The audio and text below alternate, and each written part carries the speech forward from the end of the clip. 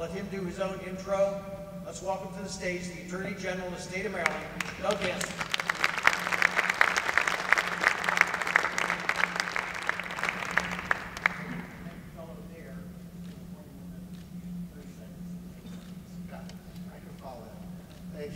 Thank you all for allowing me to be here, and I apologize for being late. You might know that we have the #1 most congested streets in the country here, so it took me 2 hours to get here from Bethesda today. So let me start with talking, since we're in an economic forum, about our economic situation. You've probably heard a lot about it, you know a lot about it. Many people that are here go every day finding somebody or a company that's leaving the state. We've lost over 7,000 small businesses in the last 8 years. We have 76% more people unemployed than we did 8 years ago. We're now 43rd in the country in manufacturing, 40th in tech transfers. So we're great at entrepreneurship. We invent things here and then we produce them elsewhere. We've had 40 straight taxes in a row, and so people are leaving. Baltimore, along with Buffalo, are the only NFL cities that don't have a Fortune 500 company anymore. Matter of fact, we only have 4 left in our state. And we're getting our clocks cleaned by our neighboring states.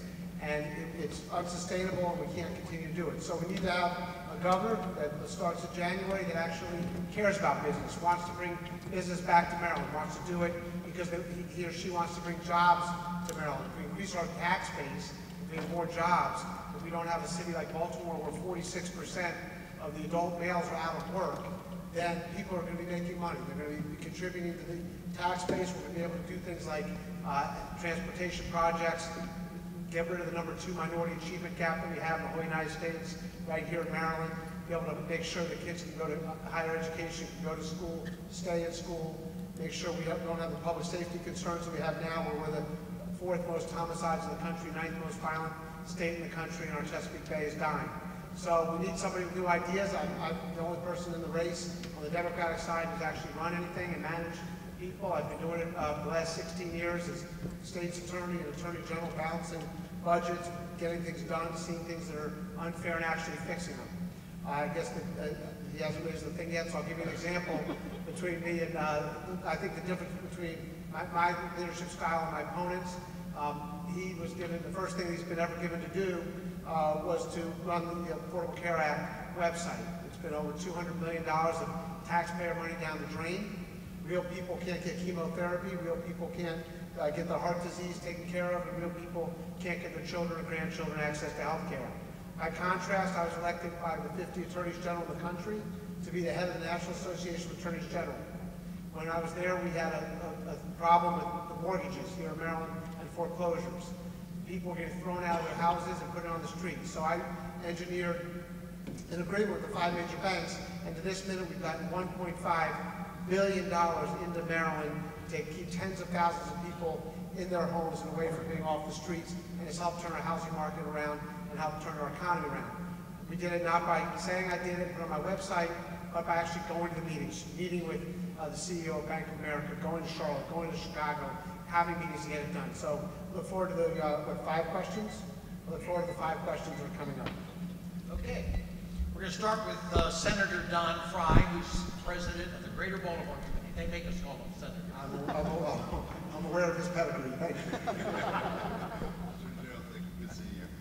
The governor often sets the tone for his or her administration at the very beginning of their term of office. What would the first 100 days of a Governor Gansler administration look like?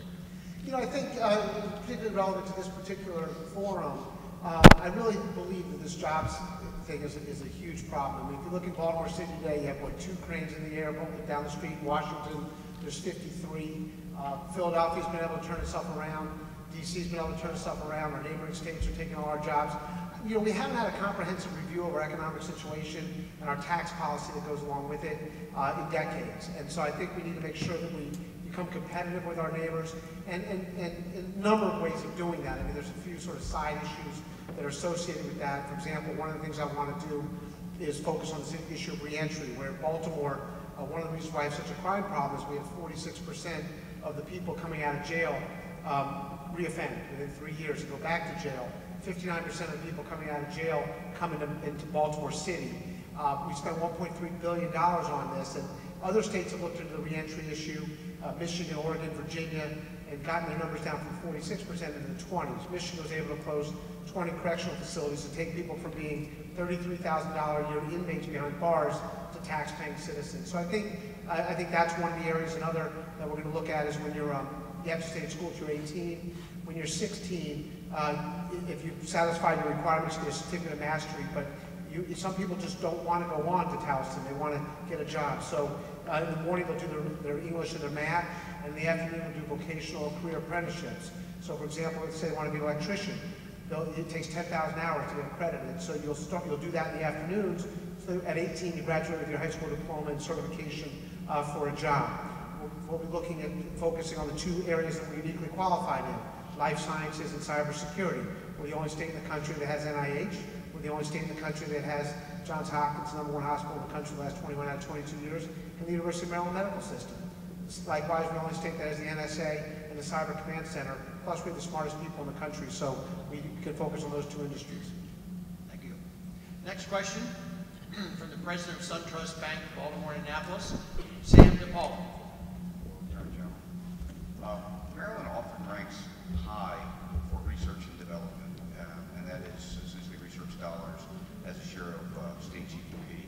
But we often rank low in terms of entrepreneurship, which is measured by actual new business starts.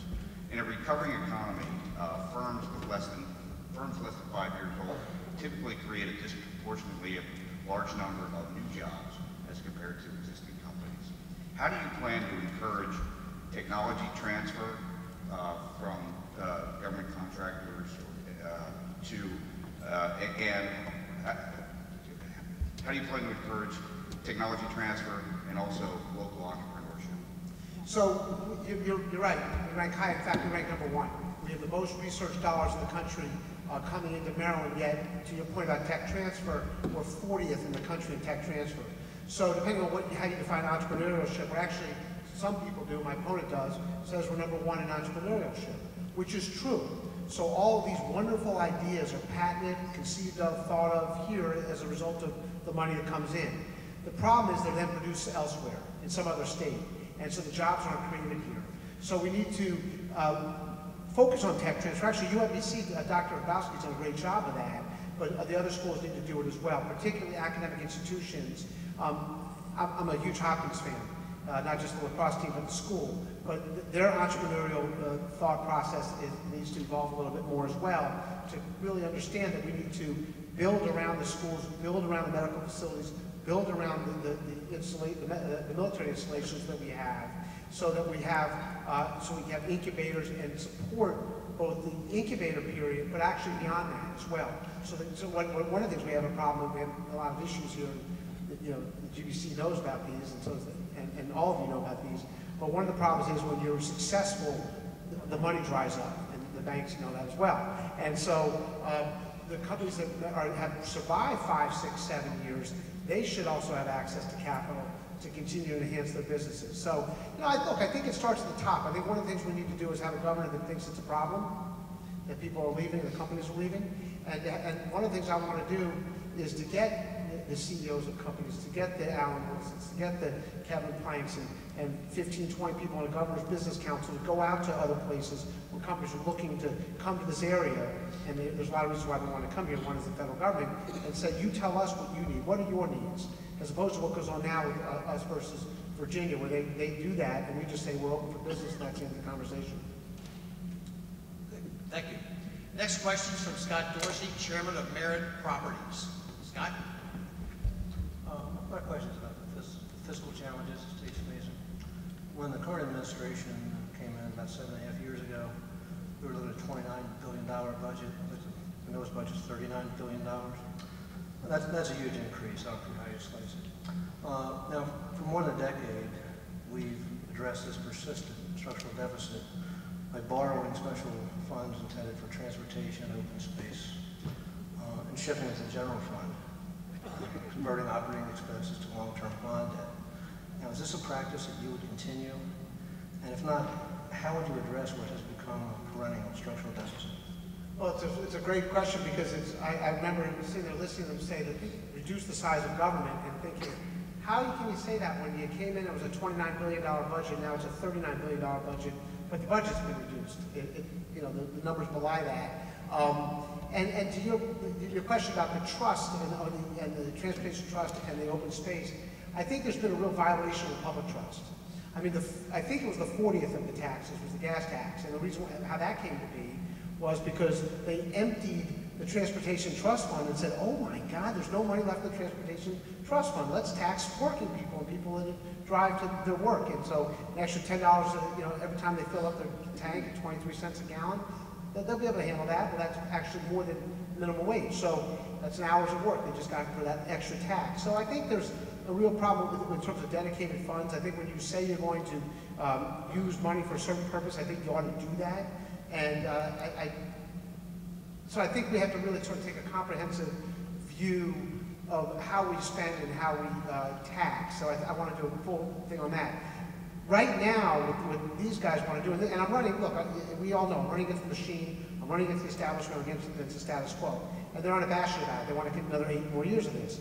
And so the question is, can we and should we mortgage our economic future on the back of more taxes and casino gambling, or actually bringing jobs back and keeping people working in life sciences, cybersecurity, manufacturing, tech transfer, and other areas?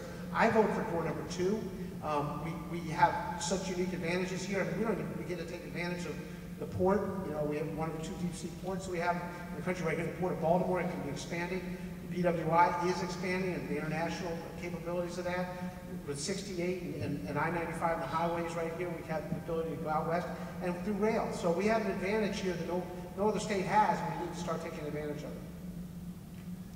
Thank you. Next question from Jerry Witt, who is the chairman of the Maryland Business for Responsible Government. This is a question about Baltimore City, and you being from Montgomery County, I think people are curious as to how you would propose to bring people back to Baltimore City and improve the Baltimore region. That's our strong urban hub in the state of Maryland, and needs a lot of help. What would you do to help Baltimore City? Well, Jerry, you know I'm a Baltimore County, right? So I work here every day. I was an Orioles season ticket holder before either of my opponents had stepped foot in Maryland. So I'm the Baltimore guy, and my lieutenant governor, Jolene Ivey, actually went to school here at Towson and worked in Baltimore. And her husband, Glenn Ivey, was the state's attorney in Prince George, has also worked here for years. But I've been coming up here every day, you know, for the last 8 years as the attorney general and seeing the problems. And really find it tragic. Baltimore is such incredible, it's just bursting with potential, yet it's been unrealized. And so there's a number of things we need to do, and there's no panacea to it, obviously. But one of the big things I want to do is really look at high-speed rail from Baltimore to Washington. You know, if you look at the transportation or the traffic that's out there, people going, you know, we say we don't want to be dependent on the federal government. We are dependent on the federal government. It may grow or get smaller, there may be sequestration, but we're reliant on it. And right now, people live in Germantown and beyond, and Frederick, and deep into Prince George, and commute an hour and a half, 2 hours. Can you imagine if you could get from Baltimore City to DC, and depending on what type of high-speed rail you had, 12, 18, 20 minutes time, I think that would bring people back into the city, making a cool city once again. Making the schools a place, you know, look, I just was at a forum, the one I was at before this, I said, if you think that Baltimore City public schools are the #1 schools in the country, if that's what you think, I want you to vote for my opponent and get all your friends too. But it's clearly they're not. I mean, it's sad, and it's wrong, and it's unfair what goes on in the public schools here. And, you know, 94% of the kids won't graduate from college, almost half won't graduate from high school, and the ones that do need remedial education, it's unsustainable. And then the crime, you know, there's no reason why we should have over 300 murders a year in Baltimore City, no matter how they count them and change the way they count murders each year. But it's crazy. I mean, no other cities haven't done this. Other cities have improved the crime rate. So if you have crime down, you have schools that you can send your kids to, you have transportation, I think those job availability, I think that's you'll get people to come back in. Now, I can't say we saved the best for last, but she's our cleanup hitter, Dr. Mary Leshy, president of Towson University. I've met her. Yes. Good. For the past 8 years, Maryland's higher education system has received increased investment from the governor and the General Assembly. And during that same time, other states, surrounding states, have experienced a great deal of cutting and massive tuition increases, and yet Maryland continued to provide support for higher education. So my question specifically is, understanding completely that we all care about accessibility and affordability, what kind of steps would you take or ideas do you have that would secure the quality of our higher education? Yeah, and there's a lot of, well, one of the things I've done actually as Attorney General, I started the first Civil Rights Division in the state history, and we looked at the minority achievement gap in higher education. And we wrote a report that I took national about how to make sure we increase diversity in terms of financial aid, teacher, faculty ratios, student body, and programs as well. And I think that, to me, the diversity of our state is our strength. And we actually integrated quite well and worked together very well for the most part. I think we need to be able to do that in higher education. There's been a big premium on keeping the cost of schools down, the tuition down. I think that's admirable, but I'm much more focused on the fact that, in particular the Baltimore area, the public schools, all of them have less than a 50% graduation rate in 4 years. Towson being the gold standard of 42%, UMBC 33%, I think Coppin is 5%, and UB is 8% in 4 years. So we need to give incentives for people to graduate in 4 years. We need to give tuition breaks to people that are willing to go into the areas their needs, nursing, cybersecurity, obviously. Cybersecurity and life sciences, we talk about because we're uniquely situated in those two fields, but there's also endless potential in those two fields here in Maryland as we look into the future. One of the things I want to look at is not necessarily going to the University of California system, but looking at how that is looking at that in terms of tuition. You know, I went to Yale, my wife went to Harvard. Both of those schools have need-blind admission. They're colleges, and they need blind admission. So they're less focused on what the tuition costs, because a lot of people can afford it, and more focused on getting people in that should be there, and then making sure they can stay there. And so, you know, in my class at Yale, 70% of the kids were in financial aid. Some were in full, and most were in partial. I think we ought to be able to look at that here, because so many kids can't get through the 4 years because of financial constraints, and I think we ought to look at that. If a school can do it, a state can do it. Now we've allotted 2 minutes for closing remarks. Attorney General. Okay, so closing remarks. I'm sort of closing because we have 70 some odd days to the election. It's a single-digit race at this point. It didn't used to be. It is now. About 63% of the people are undecided, 40% undecided, 23% soft, so it's a completely open race. And I think there's a real opportunity and a real opportunity for change. We have somebody who has a deep record of accomplishment, somebody who's been in public service for 22 years, seeing problems, seeing things that aren't fair, and actually working hard and getting them done and fixing them. However you look at it, the sniper case, as a state's attorney, trying my own cases, and getting diversity in the office and winning our cases, coming to the Attorney General's office and changing the culture there as well, and bringing back over $2 billion to the consumers of Maryland, over $300 million to the state since I've been there. And then with a vision for the future, not the status quo, not the establishment, making a change. So I think there's a real opportunity here. Most people don't even know there's an election coming up. Some of you do since you're here, and I appreciate that. But it's, you know, I'm going to keep working. I knock on doors every day. I hear from the people that are out there. Their 40 taxes in a row is killing them. And the economic viability of the state is going down. You know, when they took the pension money out from the $300 million and reduced it to $200 million, it puts our AAA bond rating in jeopardy. And we need to focus on Baltimore and the Baltimore area. We haven't had that, and we need that, because this is a city that wants to blossom and wants to bloom, and has the people and the resources and the energy and the desire to do it. We just need a governor that knows it, a governor who can find Pratt Street without a map, much less going to the neighborhoods and working on in the city of Baltimore. So I'm excited about it. Thank you for doing this. Thanks for caring enough to do this. This election matters. I'm not going to say it's the most important election in the world, like you hear people that get into politics say, but it does matter, because it really matters for the future of the state and how we're able to bring jobs back and help the people that want to work and working families and the students, and what their future looks like. So again, thanks for the opportunity to be here, and I appreciate Bob for you putting this on.